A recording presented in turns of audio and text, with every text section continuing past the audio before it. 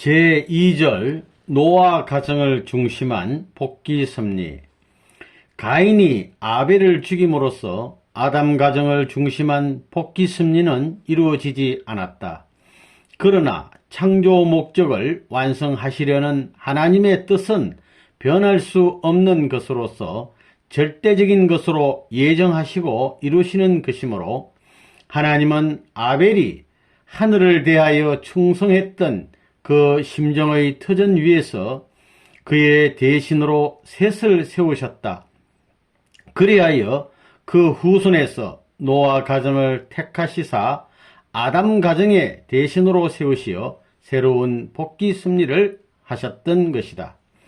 창세기 6장 13절에 모든 혈육 있는 자의 강포가 땅에 가득하므로 그 끝날이 내 앞에 이르렀으니 내가 그들을 땅과 함께 멸하리라고 하신 말씀대로 홍수 심판을 하신 것을 보면 그때도 말세였던 것이 분명하다.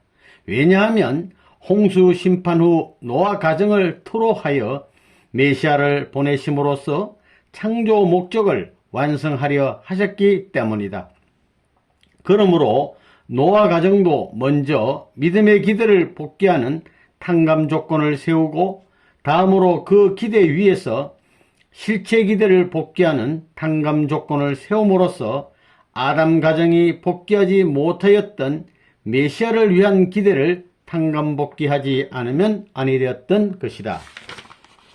1. 믿음의 기대. 1. 믿음의 기대를 복귀하는 중심 인물. 노아 가정을 중심한 복귀 섭리에 있어서 믿음의 기대를 복귀해야 할 중심 인물은 노아였다. 그러므로 하나님은 아담으로 이루시려다 못 이루신 뜻을 대신 이루시기 위하여 아담으로부터 1600년을 지나 10대 만에 노아를 부르셨다. 그렇기 때문에 하나님은 일찍이 아담에게 축복하셨던 것과 마찬가지로 노아에 대해서도 생육하고 번성하라고 축복하셨던 것이다. 이러한 의미에서 노아는 제2인간 조상이 된다. 노아는 온 땅이 하나님 앞에 회개하여 강포가 땅에 충만한 때 부름을 받아 120년간이나 가전 조롱과 비수를 받아가며 하나님의 명령에만 절대 순종하여 평지도 아닌 산꼭대기에 방주를 지었다. 그것 때문에 하나님은 이것을 조건 삼아 노아 가정을 중심하고 홍수 심판을 감행하실 수 있었던 것이다. 이러한 의미에서 노아는 제1 믿음의 조상인 것이다. 우리는 아브라함을 믿음의 조상으로 알고 있지만 원래는 노아가 되어야 할 것이었는데 아래에 기록되어 있는 바와 같이 그의 아들 함의 범죄로 인하여 노아의 믿음의 조상으로서의 사명은 아브라함에게로 옮겨졌던 것이다. 아담은 믿음의 기대를 복귀해야 할 중심 인물이었음에도 불구하고 앞서 설명한 바와 같은 이유로 말미암아 자기가 직접 헌재를 하지 못했던 것이다. 그러나 노아는 이미 아벨이 상징 헌재를 뜻맞게 드림으로써 하늘을 대하여 충성했던 그 심정의 터 위에서 부름을 받았고 그는 또 혈통적으로 보더라도 아벨 대신 택함을 받은 셋의 후손이었으며 뿐만 아니라 그의 위인도 하나님이 보시기에 의인이었기 때문에 그는 방주를 지어 그것으로서 직접 하나님에게 상징 헌제를 드릴 수 있게 되었던 것이다. 2. 믿음의 기대를 복귀하기 위한 조건물. 노아가 믿음의 기대를 복귀하기 위한 조건물은 방주였다. 그러면 그 방주의 의의는 무엇이었던가? 노아가 아담 대신 제2인간 조상의 입장에 서기 위하여는 아담의 타락으로 말미암아 사탄에게 내주었던 천주를 탕감복귀하기 위한 조건을 세워야 한다. 따라서 신천주를 상징하는 어떠한 조건물을 제물로서 하나님 앞에 뜻맞게 바치지 않으면 아니 되었던 것이다. 이러한 조건물로 세웠던 것이 바로 방주였다. 방주는 3층으로 지었는데 그 이유는 3단계의 성장 과정을 통해서 창조된 천주를 상징하기 위함이었다. 한편 방주에 들어간 노아의 식구가 8이었는데 노아가 아담 대신의 입장이었으므로 일찍이 사탄에게 내주었던 아담 가정의 8식구를 탕감복귀하기 위함이었다. 방주가 천주를 상징하는 것이기 때문에 그 안에 주인으로 들어간 노아는 하나님을 상징하였고 그의 식구들은 전 인류를 상징하였으며 그 안에 들어간 동물들은 만물 세계를 전체를 상징했던 것이다. 이와 같이 방주가 완성된 후에 하나님께서 40일간의 홍수 심판을 하셨는데 이 심판의 목적은 무엇이었던가? 창조 원리에 의하면 인간은 한 주인을 대하도록 창조되었기 때문에 엄난에 빠져서 이미 사탄을 대하고 있는 인류를 하나님이 또 하나의 주인의 입장에서 대하시어 비원리적인 섭리를 하실 수는 없었던 것이다. 그러므로 하나님만이 대하시어 섭리하실 수 있는 대상을 세우시기 위하여 사탄의 상대가 되어 있는 전 인류를 멸하시는 홍수 심판의 섭리를 하셨던 것이다. 그러면 심판 기간을 40일로 정하신 이유는 어디에 있었던가?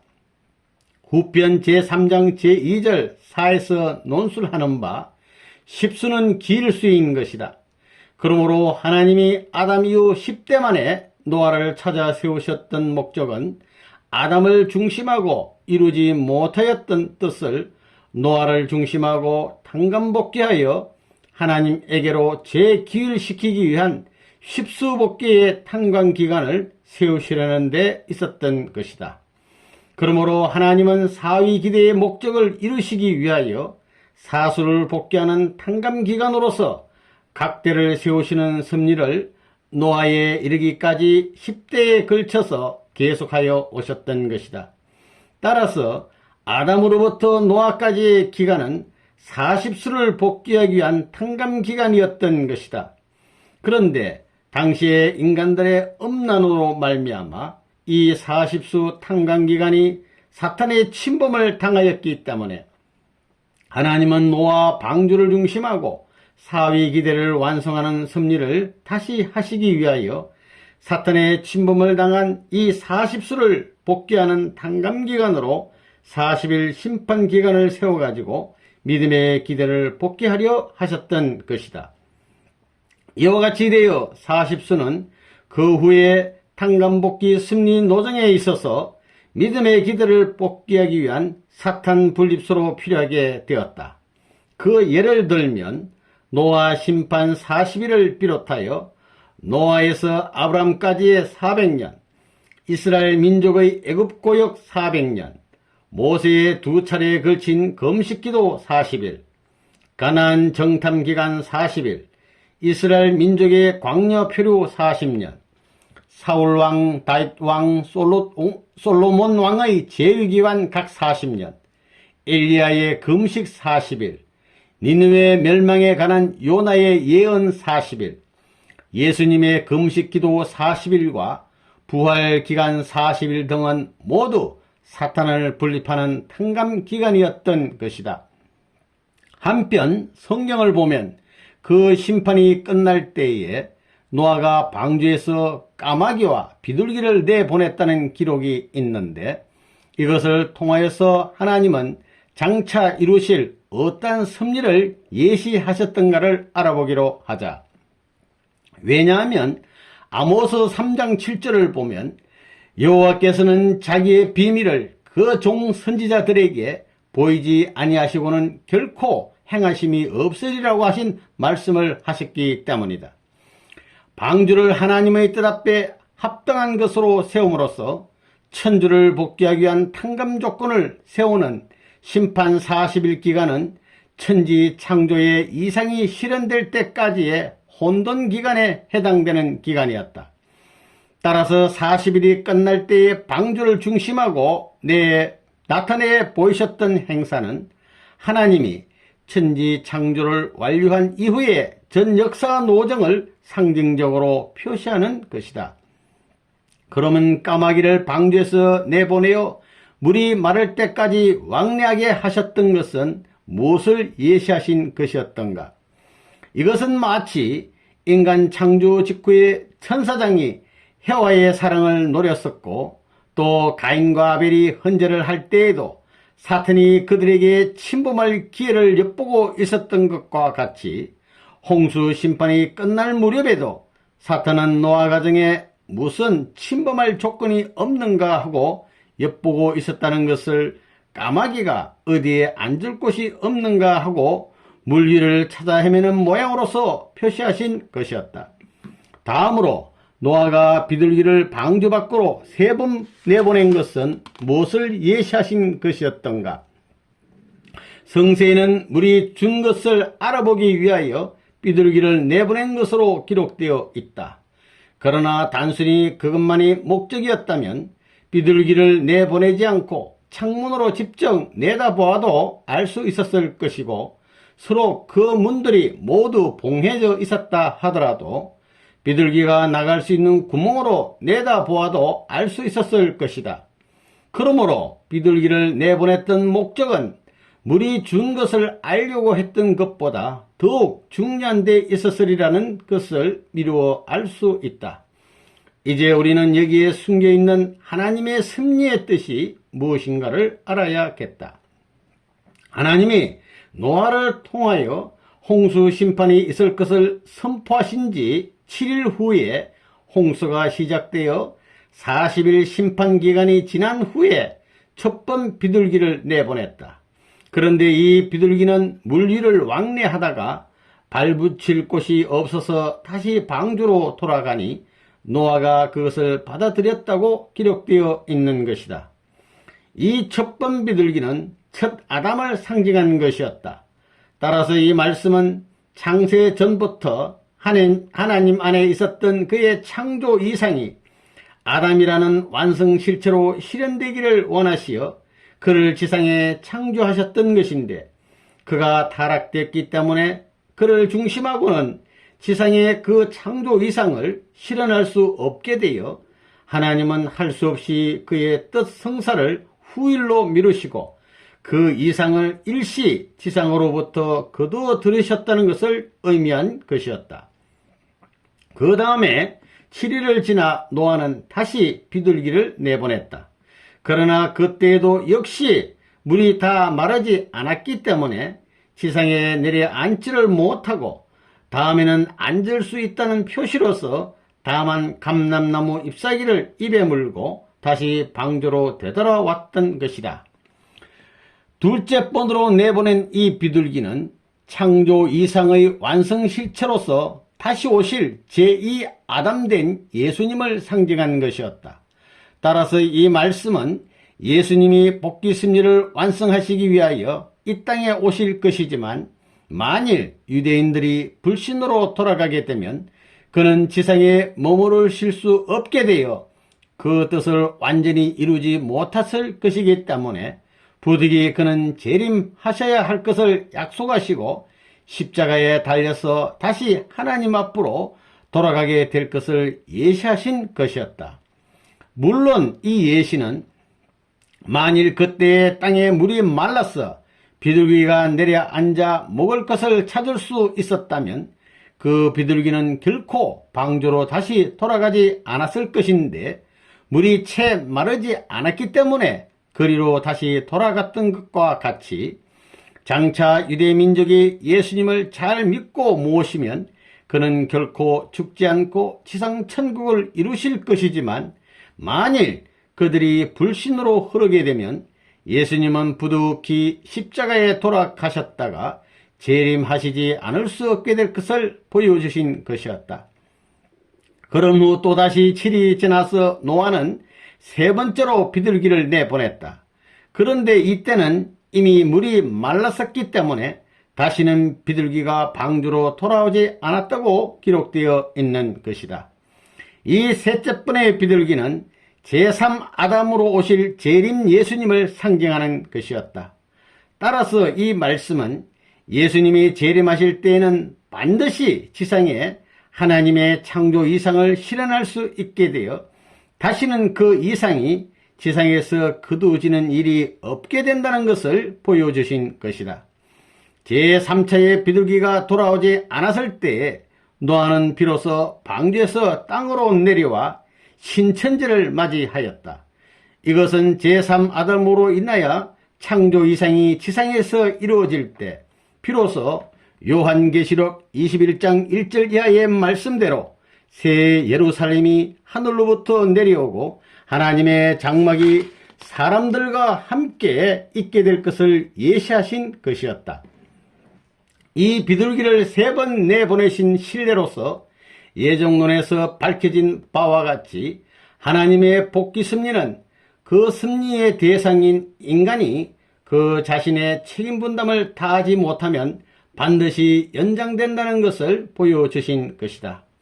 아담이 불신으로 인하여 그의 책임을 다하지 못하였기 때문에 예수님이 후 아담으로 오셔야 할 것과 만일 유대인들도 불신으로 돌아가서 그들의 책임을 다하지 못하면 부득이 예수님은 십자가에 돌아가시게 되어 제3아담으로 재림하셔야 할 것을 예시하신 것이었다. 그리고 여기에 기록되어 있는 7일이라고 하는 기간은 천지를 창조하실 때 7일이라는 기간이 있었던 것과 같이 그것을 다시 찾아 세우는 데에도 섭리적인 어떠한 기간이 지난 후가 아니면 아니 된다는 것을 보여주신 것이다. 이러한 가운데서 노아 가정은 심판 40일로서 믿음의 기대를 복귀하기 위한 조건물인 방주를 뜻맞게 찾아 세워 그 기대를 탕감복귀할 수 있었던 것이다. 이 실체 기대. 노아는 방주를 하나님 뜻에 합당한 제물로 바쳐 상징 헌재에 성공함으로써 믿음의 기대를 탕감복귀하였다. 이로써 노아는 만물을 복귀하기 위한 탕감 조건을 세우는 동시에 인간을 복귀하기 위한 상징적인 탕감 조건을 세웠던 것이다. 다음엔 이 기대 위에 노아의 아들 셈과 함이 각각 가인과 아벨의 입장에서 타락성을 복귀한 탕감 조건을 세워서 실체 헌재에 성공하면 실체 헌재가 이루어지게 되어 있었다. 노아가 상징 헌재에 성공한 후에 이 가정의 실체 헌재가 뜻맞는 것으로 바쳐지기 위하여서는 먼저 실체 헌재의 중심이 되어야 할 차자 함이 아담 가정의 실체 헌재의 중심이었던 차자 아벨의 입장을 복귀하지 않으면 아니 되었었다. 아담 때에는 아벨 자신이 아담의 대신으로 상징 헌재를 하였기 때문에 아벨이 그 헌재에 성공함으로써 그는 믿음의 기대를 탕감복귀하는 동시에 실제 헌재의 중심으로도 결정되었던 것이다. 그러나 노아 때는 함이 아니고 노아 자신이 상징 헌재를 하였기 때문에 함이 상징 헌재에 성공한 아벨의 입장에 서기 위하여는 상징 헌재에 성공한 노아와 심정적으로 일체 불가분의 입장에 서지 않으면 아니 되었던 것이다. 그러면 우리는 여기에서 하나님이 함으로 하여금 노아와 심정적으로 일체적인 입장에 서게 하시기 위하여 어떠한 섭리를 하셨는가를 알아보기로 하자.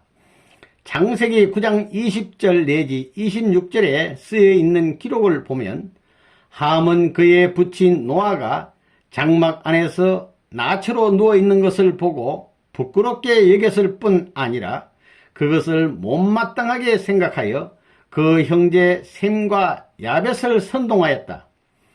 이때 그들도 함의 선동에 내동되어 그의 부친의 나체를 부끄럽게 생각하고 그것을 보지 않으려고 얼굴을 돌이키고 뒷걸음으로 들어가 그 부친의 몸에 옷을 덮었던 것이다. 그런데 이것이 죄가 되어 노아는 함을 저주하여 이르기를 그 형제의 종이 될 것이라고 하였다. 그러면 하나님은 어찌하여 이러한 섭리를 하셨으며 또 나체를 부끄러워한 것이 어찌하여 죄가 되었는가? 이러한 내용을 알기 위하여 우리는 먼저 어떻게 하면 죄가 되는가 하는 문제부터 알아보기로 하자. 사탄도 어떤 대상을 세워 그와 상대의 기준을 조성하여 수수의 관계를 맺지 않으면 그 존재 및 활동의 힘을 발휘할 수 없는 것이다. 그러므로 어떤 존재든지 그에게 사탄이 침범할 수 있는 조건이 성립되어 사탄의 상대가 됨으로써 사탄이 활동할 수 있게 될 때에 거기에 죄가 성립되는 것이다. 다음으로 알아야 할 것은 하나님은 어찌하여 노아의 나체로서 함을 시험하셨던가 하는 것이다. 방주는 천주를 상징하는 것이기 때문에 심판 40일로서 방주를 떡 가운데 세운 직후에 되어진 모든 사실들은 천주 창조 이후에 되어지는 모든 사실들을 상징한 것이었다. 함은 이미 논술한 바와 같다. 그러므로 40일 심판이 끝난 직후의 노아의 입장은 천지 창조 후의 아담의 입장과 마찬가지인 것이다. 창조된 아담과 헤아가 서로 얼마나 가깝고 허물할 것이 없는 사이였으며 또한 얼마나 하나님 앞에 숨길 것이 없었던가 하는 것은 창세기 2장 25절에 그들이 서로 나체로 있었어도 부끄러워하지 않았다고 기록되어 있는 사실로 미루어 보았어도 충분히 이해할 수 있는 것이다. 그러나 그들은 타락한 후에 스스로 하체를 부끄럽게 생각하여 나뭇잎으로 가렸었고 또 하나님이 보실 것을 두려워하여 나무 사이에 숨었었다. 그러므로 그들이 하체를 부끄러워했던 행위는 하체로 범죄하여 사탄과 혈연 관계를 맺었다는 정념의 표시요, 하체를 가리고 숨었던 행동은 사탄과 혈연 관계를 맺었기 때문에 하나님 앞에 나타날 수 없다는 범죄의식의 표현이었던 것이다. 40일 심판으로 사탄을 분립한 입장에 있었던 노아는 천지 창조 직후에 아담의 입장에 섰어야 했다. 이에 하나님께서는 노아가 나체로 있어도 그 가족들이 그것을 보고 부끄러워하지 않고 또 숨으려 하지도 않는 모습을 바라보시는 것으로서 일찍이 죄를 짓기 전 어디도 가린 데 없이 드러난 나체 그대로의 인간을 보시면서 기뻐하셨던 그 심정을 탕감복귀하려 하셨던 것이다. 하나님은 이러한 큰 뜻을 이루시기 위하여 노아로 하여금 나체로 누워있게 하셨었다. 따라서 함도 하나님과 같은 입장에서 하나님과 같은 심정으로 아무 부끄러움 없이 노아를 대했어야 노아와 일체 불가분의 떡 가운데서 죄 짓기 전 부끄러움을 몰랐던 아담 가정의 입장으로 복귀하는 탕감 조건을 세울 수 있었던 것이다.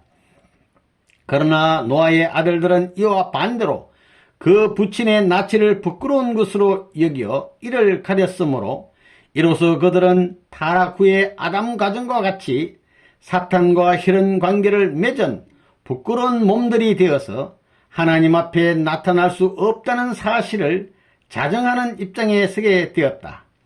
그러므로 이미 까마귀로서 보여주신 것과 같이 노아 가정에 침범할 수 있는 무슨 조건이 없는가 하고 엿보고 있었던 사탄은 자기의 혈연적인 후손임을 자정하고 나선 노아의 아들들을 대상으로 하여 그 가정에 다시 침범하게 되었던 것이다. 이와 같이 함이 그 부친의 나체를 부끄러워한 행동으로 말미암아 사탄이 침범할 수 있는 조건이 성립되었기 때문에 그 행동은 범죄가 된 것이다.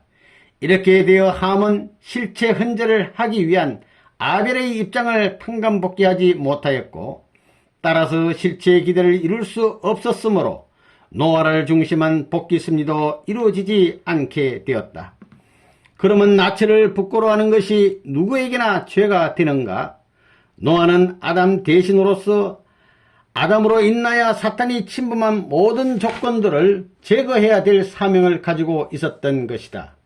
그렇기 때문에 노아 가정은 나치를 부끄러워하지도 않고 또 그것을 가리지도 않았다는 감성과 행동을 보이는 것으로서 사탄과 혈연 관계를 맺기 전 아담 가정의 입장을 복귀하기 위한 탕감 조건을 세우지 않으면 아니 되었던 것이다.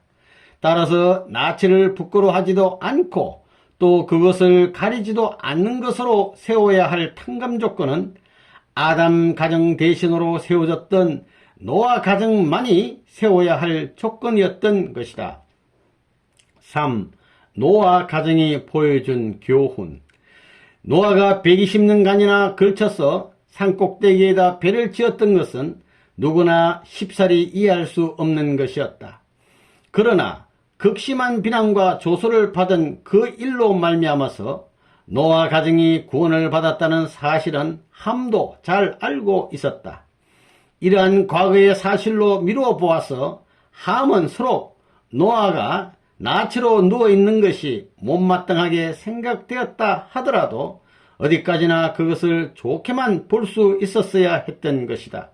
그러나 함은 자기를 중심하고 하늘 앞에 선 노아를 비판하고 또 그것을 행동으로 표시하였기 때문에 하나님이 아담으로부터 1600년이나 지나 40일 홍수 심판을 행사하심으로써 찾아 세웠던 노아 가정을 중심한 섭리는 결국 이루어지지 않았던 것이다. 이것은 우리에게 하늘 가는 길은 겸허와 순종과 인내를 요한다는 것을 보여주고 있는 것이다. 다음으로 또 노아 가정을 중심한 섭리는 뜻성사에 대한 하나님의 예정과 인간의 책임 분담 수행 여부에 대한 하나님의 태도를 우리들에게 보여주셨다. 노아 가정은 하나님이 1600년이나 걸쳐 찾아오셨고 또 노아가 방주를 짓기까지 120년간이나 이끌어 오셨으며 뿐만 아니라 40일의 홍수로서 전 인류를 희생시키면서까지 세우신 가정이었던 것을 우리는 잘 알고 있다. 그러나 함의 작은 실수로 말미암아서 사탄이 침범하게 되었을 때 하나님은 복귀 섭리의 대상이었던 그 가정 전부를 아낌없이 썰어버리시어 노아 가정을 중심한 섭리는 실패로 돌아가고 말았던 것이다. 다음으로 노아 가정을 중심한 섭리는 인간에 대한 하나님의 예정이 어떠한가를 우리에게 보여주셨다. 하나님은 노아를 믿음의 조상으로 세우시려고 오랜 기간을 두고 애써 찾아오셨음에도 불구하고 그의 가정이 일단 책임 분담을 다하지 못하게 되었을 때 그를 아낌없이 버리시고 그 대신 아브라함을 택하셨던 사실을 우리는 잊어서는 안 될 것이다.